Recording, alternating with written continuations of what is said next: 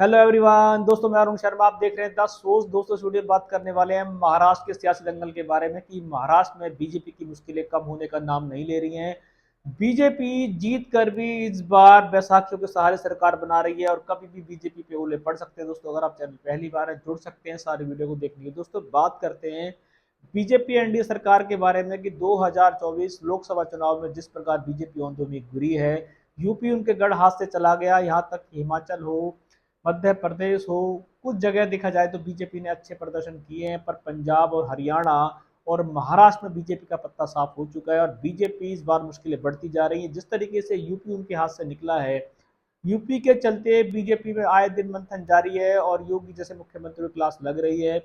महाराष्ट्र के दंगल में देखा जाए तो इस बार मुश्किलें बढ़ रही हैं। अजित पवार और शिंदे ग्रुप को लेकर बीजेपी सत्ते में है। अजित पवार ऐसे नेता हैं जिनको दल बदलों का एक रिकॉर्ड बन चुका है। उन्होंने अपने चाचा जी की पार्टी को तोड़ने में 2 दिन नहीं लगाए और वो पदों की लालसा के लिए और ईडी से अपने अपने आप को बचाने के लिए आए दिन पार्टी चेंज करते रहते हैं। सिंधे के साथ उनका उन्होंने मिलकर फडणवीस के साथ मिलकर बीजेपी की सरकार को साधे रखा था।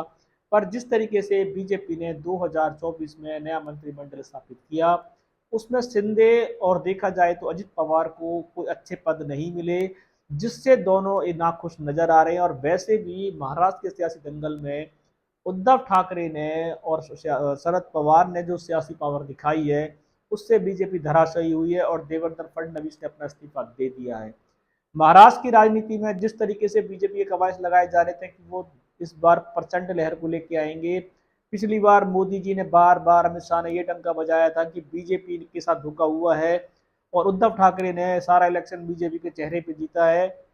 और उसके बावजूद 5 साल के मुख्यमंत्री में जो 2.5 साल की बात हुई थी, उसके लेके उद्धव ठाकरे ने बीजेपी को ठेंगा दिखाया, जिसके चलते बीजेपी के उनके संबंध खटाई में पड़ गए थे। पर ऐसा था नहीं, क्योंकि बीजेपी ने पिछली बार भले ही मोदी जी के चेहरे पर इलेक्शन जीता हो, पर इस बार उद्धव ठाकरे ग्रुप और शरद पवार ने अपने अपने सियासी पावर दिखाई है। दोनों ने अपने अपने चेहरे पर दम लड़ा है और दोनों ने अपनी सीटें लाई हैं। इसका देखा जाए तो अब बीच में काफी सारे सियासी दल दूरी बना रहे हैं और देखा जाए तो अजित पवार का अभी पलड़ा बीजेपी नापने में शायद नाकामयाब है।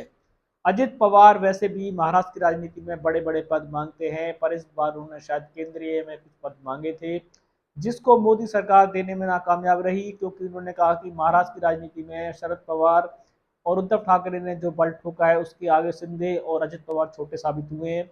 पर वो अपने आप को इस तरीके की राजनीति में छोटा नहीं मानना चाहते और उन्होंने अभी तो कुछ खुल के बगावत नहीं की है।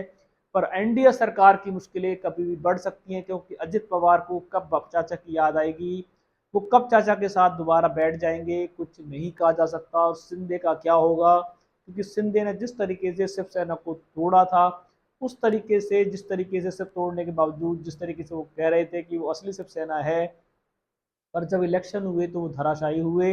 उन्होंने यहाँ तक कि उद्धव ठाकरे से शिवसेना का सिंबल भी छीन लिया था, पर उसके बावजूद इलेक्शन में जनता ने बहुत सोच समझकर वोट दिया। जिस तरीके से एनसीपी की घड़ी को अजित पवार चुरा के ले गए, उनसे छीन ली गई, पर शरद पवार ने बिना घड़ी के भी अपना पावर दिखा दिया है और वो किसी भी सूरत में विधानसभा इलेक्शन में इस बार बीजेपी की खटिया खड़ी करने का प्लान कर रहे हैं। आगामी समय में बीजेपी की मुश्किलें बढ़ेंगी कि कुछ सीटें कम आई हैं महाराष्ट्र में, दूसरा अजित पवार उनसे केंद्रीय मंत्रालय में बड़े बड़े पद की डिमांड कर रहे हैं। शिंदे को साधना और अजित पवार को साधने में शायद बीजेपी भूल कर रही है, क्योंकि वो कभी भी अल्पमत में सरकार को ला सकते हैं। अब ऐसा रुझान है कि जैसा बोओगे वैसा काटोगे। महाराष्ट्र की राजनीति में जिस तरीके से एनडीए सरकार ने तोड़ मरोड़ की राजनीति पेश की थी, उससे वहां की जनता में काफी सारे बयान देखे गए थे। जनता शरद पवार जैसे नेता के साथ जो छल कपट हुआ था, उससे बहुत प्रभावित थी और उन्होंने शरद पवार को दोबारा मैदान में उतार दिया है। शिवसेना के साथ जिस तरीके से बाल ठाकरे के लोगों के साथ उनकी भावनाएं जुड़ी थी, उद्धव ठाकरे के साथ लोगों के साथ उन्होंने अपना दोबारा से समर्थन दिया है। इससे शिंदे सरकार और अजित पवार गुट को बहुत बुरा झटका लगा है और बीजेपी के साथ वो अब गिनती मात्र के रह गए हैं। अगर समय रहते बीजेपी ने उनको नहीं साधा, तो हो सकता है कि अजित पवार उद्धव ठाकरे ग्रुप में शामिल हो जाएं और अजित पवार अपने चाचा के ग्रुप में शामिल हो जाएं। अगर ये दो ग्रुप ऐसा करते हैं तो बीजेपी को अल्पमत में आने से कोई नहीं रोक पाएगा और बीजेपी की मुश्किलें आए दिन बढ़ेंगी। मोदी जी 5 साल प्रधानमंत्री कैसे रहेंगे, सबसे बड़ा सवाल ये खड़ा है। उधर शिवसेना की बहुत सारी जो जनता है वो अपने अपने बयान दे रही है कि इस बार बीजेपी को छठी का दूध याद दिलाएंगे। अब दोनों की बयानबाजी जारी है और बीजेपी सरकार की मुश्किलें बढ़ रही हैं। शिवसेना कौन थी वो सबको पता पड़ चुका है, असली एनसीपी कौन थी इसको बताने की जरूरत नहीं है। अब मुद्दा ये है कि अजित पवार को अगर मंत्रालय नहीं मिला और शिंदे को मंत्रालय नहीं मिला तो क्या बीजेपी उनको कैसे रोकेगी, और क्या वो अपने चाचा के ग्रुप में और क्या उद्धव ग्रुप में शामिल नहीं होंगे। इस रुझान पे सटीक विश्लेषक नजर बनाई हुई है कि महाराष्ट्र के दंगल में कब नया भूचाल आ सकता है। भूचाल की तैयारी हो चुकी है और बीजेपी की मुश्किलें बढ़ेंगी ये निश्चित है, और बीजेपी इनको इस बार सामने में नाकामयाब रहेगी क्योंकि अजित पवार कई बार उप मुख्यमंत्री पद की शपथ ले भी चुके हैं और बीजेपी को ठेंगा दिखा भी चुके हैं। तो अजित पवार के लिए नया नहीं होगा, वो बीजेपी के साथ कभी भी गूगली कर सकते हैं। दोस्तों रुझान पे कोई नया अपडेट होगा समय से पहले बताएंगे। अगर आप चैनल पहली बार है जुड़ सकते हैं ताकि सारी वीडियो को देख पाए। मैं अरुण शर्मा मिलूंगा नई सोच, सब अपना ध्यान रखें। नमस्कार।